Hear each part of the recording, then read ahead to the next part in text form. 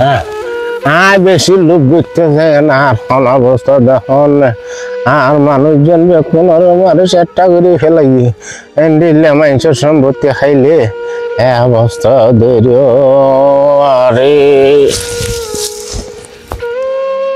আসসালামু আলাইকুম রহমতুল্লাহি ওয়া বারাকাতুহু।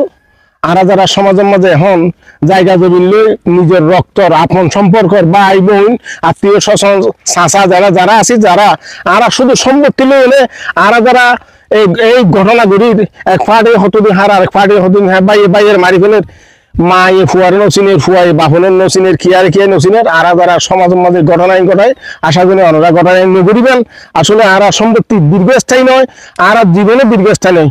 আসলে আয় হাইম এরপরে আর ফুয়াই হাইব এরপরে আর নাতি হাইব। আসলে যারা দলিল অনুযায়ী বাপ দাদা 14 বছর অনুযায়ী যারা জায়গা দেবেন সম্পত্তি ফাইবান এই নিয়ে ওনারা বুক করিবেন। আসলে অন্য কি আর সম্পত্তি ওনারা যদি বুক করলে আর এই অবস্থা হইব পরিণতি হইব। ওনারা আশা করি এই ঘটনাহীন নগরিবেন ওনারা বানা থাকবেন।